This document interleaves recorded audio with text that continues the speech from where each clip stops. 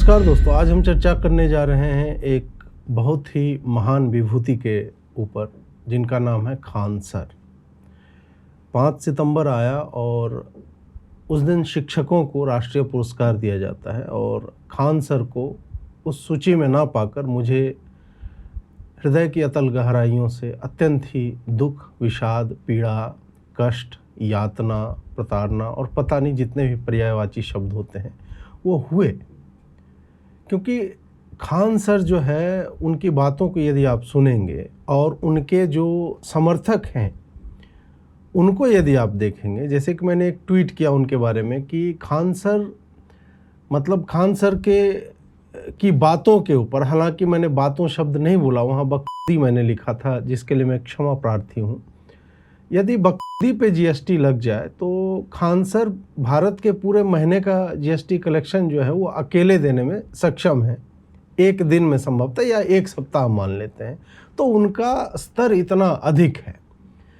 फिर नीचे आ गए लोग, पर्सनल होने लगे कि खान सर ने जो बोला है तो तू उसके फलाने बराबर भी नहीं है, तूने क्या किया है जीवन में, खान सर की डिग्री जैसी है, तेरे पास क्या डिग्री है। तो ये पर्सनल हो रहे थे। हालांकि मैंने उसी में जो 4 तथ्य लिखे थे उस पे कोई खान सर के ही फैन बॉय थे, ग्रोक से पूछने लगे, क्योंकि ग्रोक को आजकल बहुत लोगों ने अपना बाप बना रखा है। तो पूछने लगे तो ग्रोक ने बताया कि नहीं भाई, अजीत भारती ही सही है, खान सर यहाँ पे जो है गलत है। और खान सर गलत नहीं होते वस्तुतः, ग्रोक को जो है क्षमा मांगनी चाहिए खान सर से। अब क्या है कि पिछले कुछ दिनों में उन्होंने जो बातें बोली कि लाल किले से 26 जनवरी को जो मोदी जी भाषण देंगे ना, तो उस पे जो है उनको होली का गिफ्ट देना चाहिए और जीएसटी जो है वो घटा देना चाहिए एजुकेशन पे। वो एजुकेशन पे जीएसटी है नहीं, वो कोचिंग के ऊपर जीएसटी है। कोचिंग एक कमर्शियल चीज़ होता है, लेकिन खान सर अब यार इतनी छोटी चीज़ों को थोड़े जानेंगे। उनको ये क्या पता कि यार लाल किले से जो प्रधानमंत्री वो 26 जनवरी को भाषण नहीं देता है। अब ऐसे ही आ जाए मल्टीपल चॉइस क्वेश्चन तो इनके छात्र जो है बेचारा टिक मार देंगे खान सर के चक्कर में, और मारते भी होंगे बहुत सारे लोग।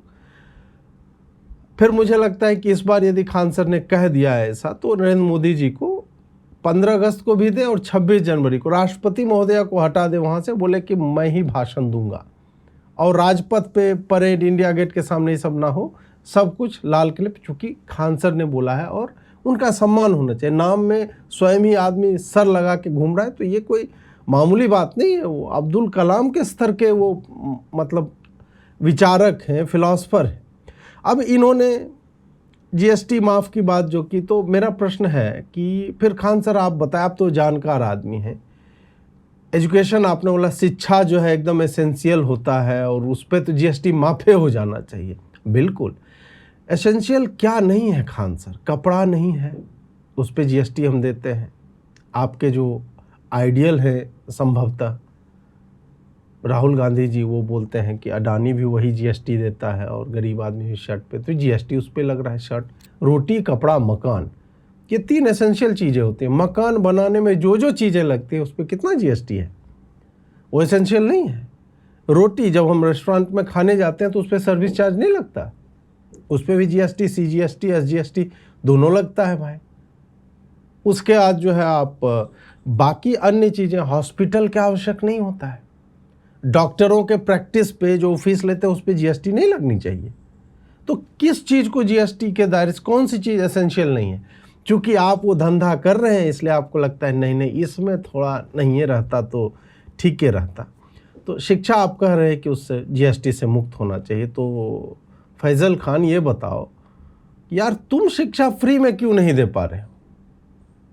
यूट्यूब से तो कमाई हो रही है आपकी, यूट्यूब पे व्यूअरशिप ठीक ठाक है, और एक आदमी को जीने के लिए जितना पैसा चाहिए उसका 100 गुना अधिक खान सर जो है, जो उनका डेटा, मैं भी यही काम करता हूं तो मुझे पता है कि कमाई किस तरह से होती है। तो आप तो उसी से आपको जो है एकदम प्रसन्न रहना चाहिए कि भाई बीवी है, बच्चे भी हो सकता है होंगे आगे, तो या परिवार होंगे, माता पिता होंगे, तो आपका तो सॉर्टेड है। और शिक्षा पे तो यार सबका अधिकार है। तो खान सर आप शिक्षा फ्री में क्यों नहीं दे रहे हो? आपको देना चाहिए। जीएसटी यदि फ्री मांग रहे हैं तो आपका सारा कोई, मैं ये नहीं बोल रहा हूँ कि तुम एकदम नंगे ही हो जाओ ना, यूट्यूब पे आप बनाइए वीडियो, यूट्यूब से खर्चा आपका निकल रहा है और बच्चों को शिक्षा का जो ज्ञान आप देते हैं वो फ्री कर दीजिए, वो नहीं कर पाएंगे। फिर एक इनका आया वीडियो जीमेल को लेकर के, सुनिए। जमीन पे ना लिया दिया अमेरिका भारत को तो कहेंगे तुरंत बंद करेगा जीमेल, चलाते रहिएगा यूपीआई।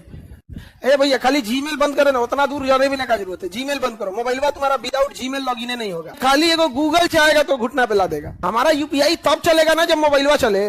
मोबाइलवा किस चीज का? एंड्रॉइड का।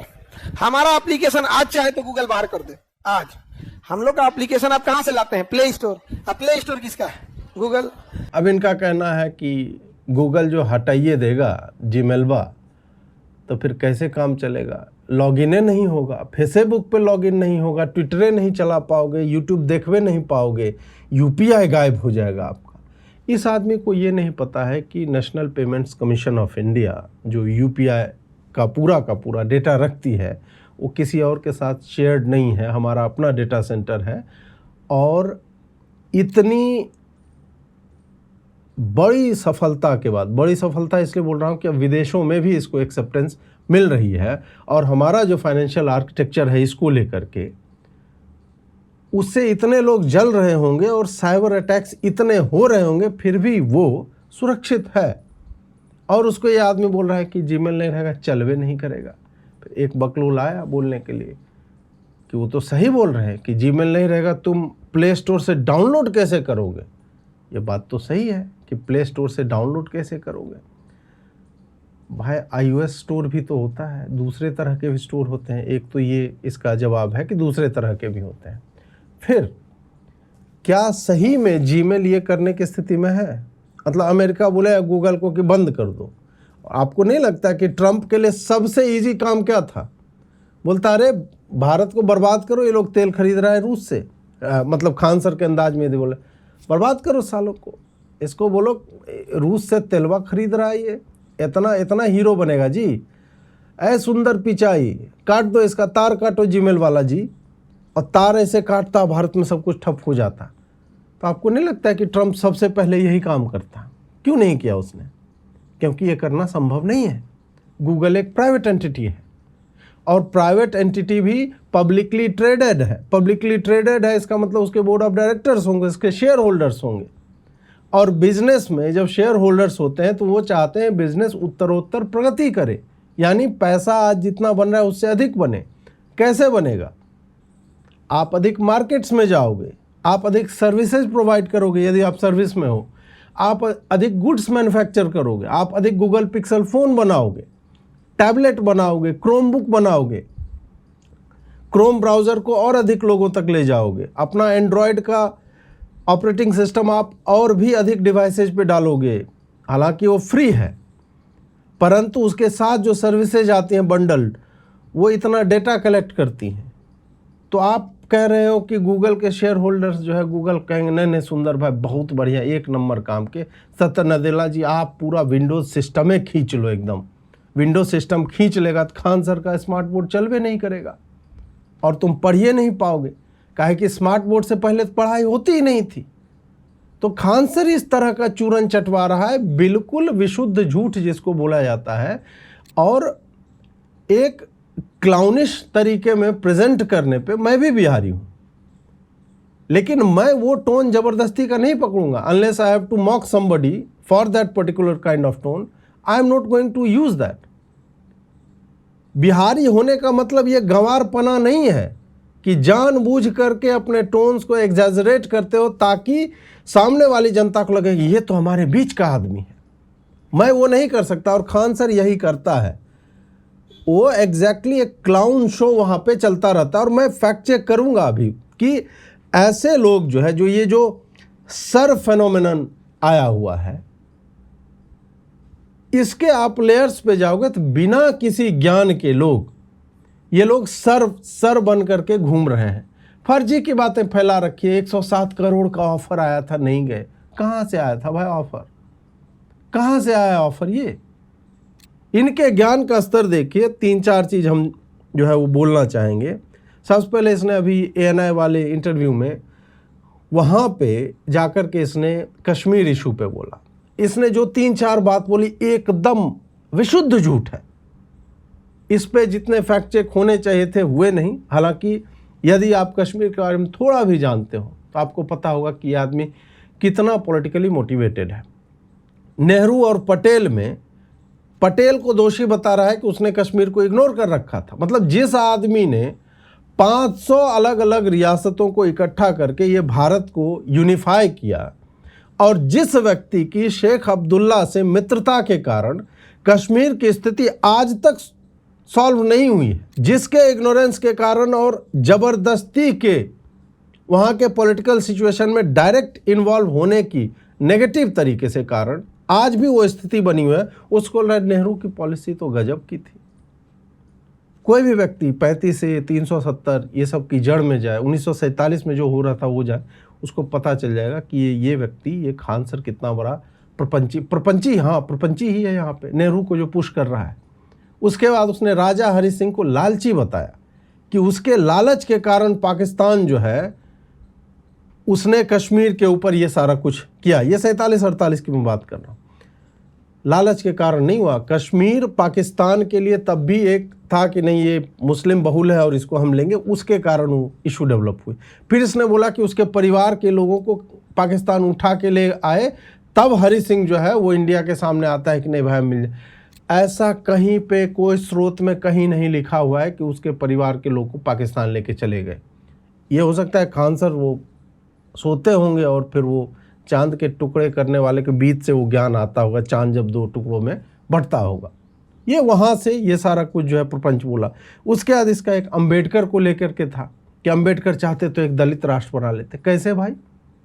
एक लोकसभा चुनाव तक नहीं जीत पाया जो व्यक्ति, उसने एक ये फ्रेमवर्क तैयार करना चाहा था। अंग्रेज उसको उकसा रहे थे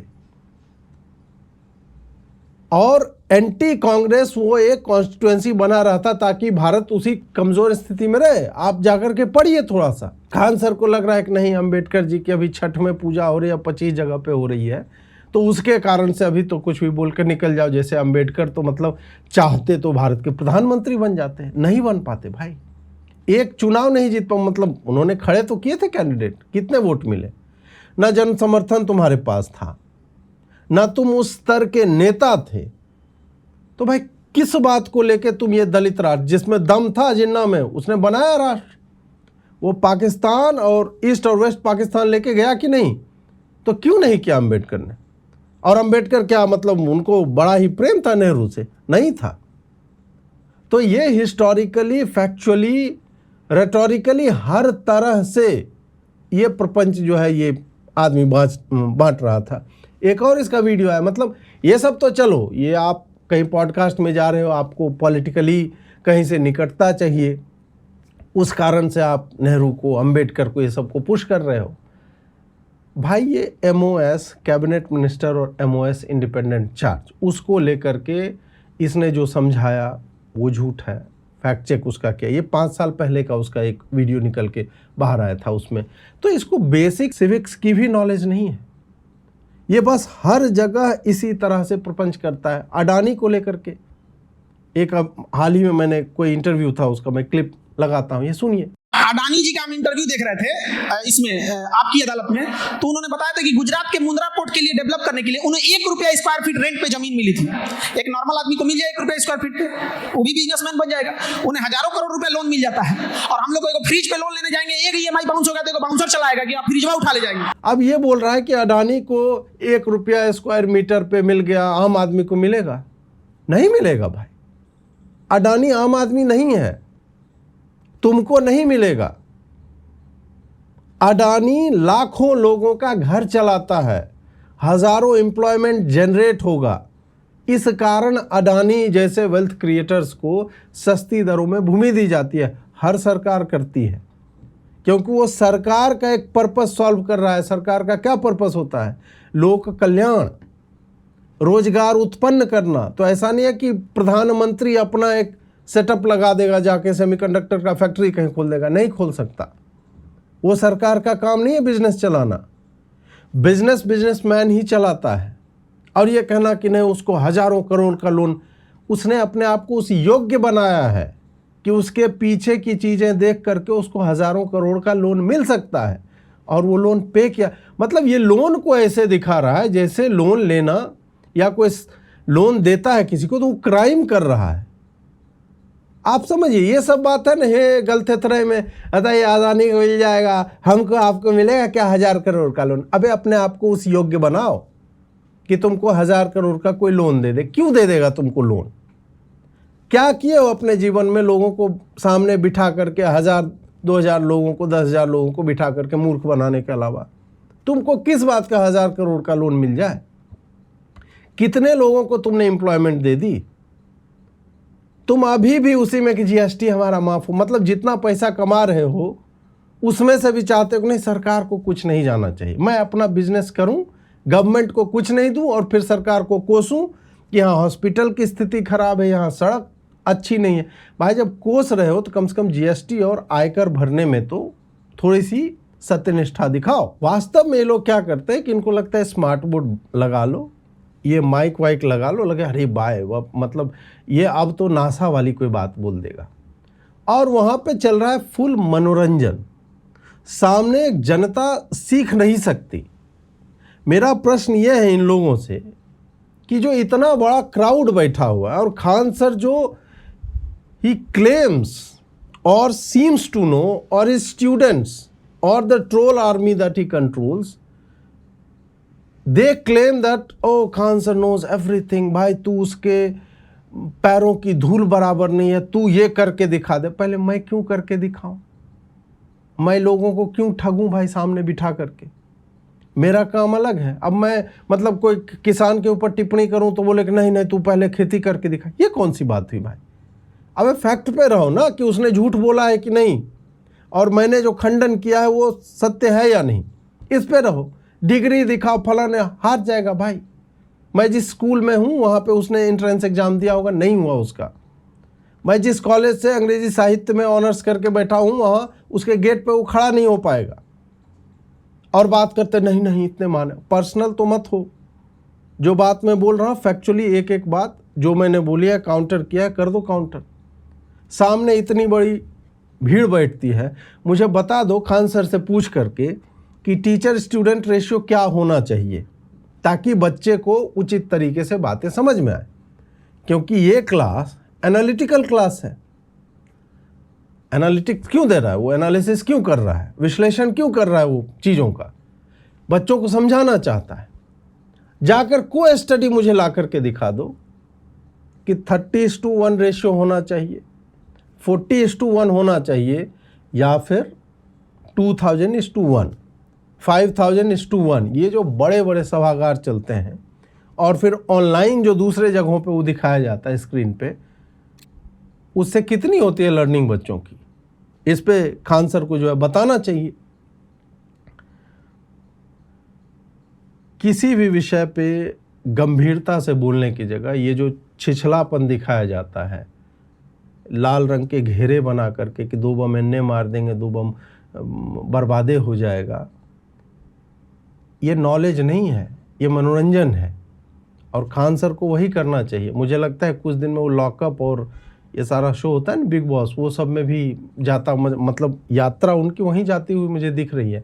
क्योंकि इस व्यक्ति में डेप्थ के नाम पे कुछ नहीं है, पॉलिटिकल बातें करता है और ये उस तरह की बातें करेगा जो अभी सेंटिमेंट जिस तरह का चल रहा है उस तरह की बातें करेगा। स्टूडेंट के प्रोटेस्ट आज से नहीं हो रहे हैं बिहार में, पिछले 5-10 वर्षों में कई बार हुए हैं। हर साल 6 महीने में एक बार होता है। कितने बार ये आदमी गया उसमें? जब एक बार गया अभी बीपीएससी वालों में संभवतः उसको भगा दिया गया वहां से। क्यों? क्योंकि वो अपनी कोचिंग को चमकाने के लिए कि नहीं खान सर जो है विद्यार्थियों के साथ खड़े दिखते हैं। तो विद्यार्थियों के साथ खान सर कब खड़े दिखते हैं? उनकी अपनी ब्रांडिंग होगी, खान सर देखो विद्यार्थी के साथ खड़े हैं, इस कारण वो खड़ा दिखता है। ऐसा नहीं कि उसको बहुत चिंता है बच्चों के बारे में। ये पूरा का पूरा एक बिजनेस है और मुझे उनके बिजनेस करने पे कोई आपत्ति नहीं। बिजनेस हर व्यक्ति को करना चाहिए, उससे कुछ लोगों को एम्प्लॉयमेंट मिलता है और समाज को जो है उससे लाभ ही मिलता है। परंतु ऐसे बिजनेसेस को जो कर तो बिजनेस रहा है, लेकिन उसका प्रोजेक्शन इस तरह से हो रहा है कि भाई ये समाज सेवा कर रहा है आदमी, ये तो देश में मतलब गजब का काम कर दे रहा है और कोई ये काम ही नहीं कर रहा है, इसलिए जो है एकदम जल उनके ऊपर जो है अर्पित करना चाहिए। तो उससे मुझे जो है बहुत अधिक समस्या है। और जब मैं इस पे टिप्पणी करता हूं या किसी ने भी टिप्पणी की, तो नीचे आप ट्रोल जो आते हैं उसके नाम आप देखिएगा, किस तरह के नाम, यादव, खान, मोहम्मद, शोएब और फलान, इसी तरह के नाम आते हैं। तो बताता है कि ये लोग जो है उसके कोई मतलब there is no teacher student relations as such नहीं, ये प्योरली पॉलिटिकल जो है ना ये चल रहा है कि नहीं खान सर की एक इमेज है उसको बचाना है, उसके लिए जो चल रहा है। अब वो राजद समर्थक है कि कहाँ के समर्थक हैं, you can figure it out yourself. अब एक और आता है कि अजीत जी आप तो इतना क्रिटिसाइज कर रहे हैं लेकिन लोग एग्ज़ाम तो पास कर रहे हैं। ये तो सत्य है कि एग्ज़ाम, अब यार लाख आदमी को पढ़ा रहा है तो उसमें 100 बच्चे तो एग्ज़ाम क्रैक करेंगे ही, परंतु क्या वो 100 बच्चे उसके एनालिटिकल स्किल के कारण एग्ज़ाम क्रैक कर रहे हैं? आपको सही में लगता है? पहली बात, जो एग्ज़ाम क्रैक हो रहा है वो ऑब्जेक्टिव होता है अधिकतर। यदि मैं मतलब पता नहीं कि अब वो यूपीएससी वालों को भी पढ़ाने लगा है तब तो बहुत बड़ा ये डिज़ास्टर है। यदि यूपीएससी वालों को पढ़ा रहा है तो भाई I am really worried for them कि इस तरह की एनालिसिस। आप सोचो कि यूपीएससी में इस तरह का प्रश्न आए कि वेल्थ क्रिएटर्स जो हैं या बिजनेस हाउसेज जो हैं उनको एक सब्सिडाइज्ड रेट पे भूमि उपलब्ध करवाना उचित है या अनुचित, और उस पर एक खान सर वाला लॉजिक मार दे कि गरीब आदमी को क्यों नहीं मिलता 1 रुपये स्क्वायर मीटर पे भूमि, तो वो पास हो पाएगा क्या? या वो कश्मीर के ऊपर इस तरह की बातें लिखे कि पटेल इग्नोर कर रहे थे और नेहरू जो है उसको बचाने की कोशिश कर रहे थे, या ये लिख दे कि राजा हरि सिंह के परिजनों को पाकिस्तान ने पकड़ लिया था इस कारण वो आए घूम करके, ये चलेगा? या यूपीआई के ऊपर लिख दे कि एक दिन गूगल जो है बंद कर देगा तो क्या होगा? आप सोचिए कि जहाँ भी कॉम्प्रहेंसिव एबिलिटी को जज करने की परीक्षा होगी वहाँ ये लॉजिक चलेगा क्या? इसका नहीं चलेगा। तो जो बच्चे पास भी हो रहे हैं ना, वो अपनी प्रतिभा के दम पे और अपने रटने की क्षमता जो होती है, क्योंकि ऑब्जेक्टिव क्वेश्चन में रटना ही आपको पड़ता है, which is not something bad. वो एग्ज़ाम सिस्टम ही उसी तरह का है तो छात्र छात्राएं करेंगे क्या? तो मैं उस पर नहीं जाऊंगा।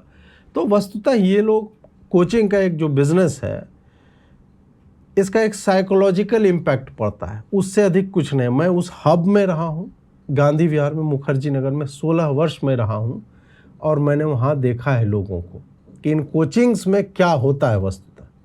मैंने 2011 में संभवतः जो सीसैट को लेकर के आंदोलन चला था वो भी देखा, उसकी जड़ में क्या था वो भी देखा। इस तरह के सर लोग वस्तुतः छात्रों को किसी भी तरह से सहायता नहीं कर रहे हैं, और जो लोग कर रहे हैं, जो एक्चुअल में चाह रहे हैं कि बच्चों में कोई गुणात्मक परिवर्तन आए, क्वालिटेटिव इम्प्रूवमेंट हो, वैसे लोग बहुत कम है। मैं ये नहीं कह रहा हूँ कि जितने लोग कोचिंग चला रहे हैं सब बर्बाद है, नहीं। हमारी शिक्षा व्यवस्था जो है बहुत सड़ी हुई है। इस कारण ऐसे सरों को जो औसत से थोड़ा भी अधिक आप तक पहुंचाना चाहता है, भले ही आप 10,000 की भीड़ में बैठे हुए एक व्यक्ति हों, आप फ्रंट रो में बैठे हुए हों, स्पीकर आपको खाली दिख रहा है, वो आदमी दिख भी नहीं रहा होगा, फिर भी ऐसी भीड़ों में जो कुछ एक बंदे या सर्टेन परसेंटेज ऑफ पीपल वो क्रैक कर पाते होंगे एग्ज़ाम, उससे मुझे मतलब समस्या नहीं कि ऐसा होता है, परंतु मुझे नहीं लगता है कि उनसे एक्चुअल में उनकी कॉम्प्रहेंसिव एबिलिटीज जो है उसमें किसी भी तरह का विकास होता है।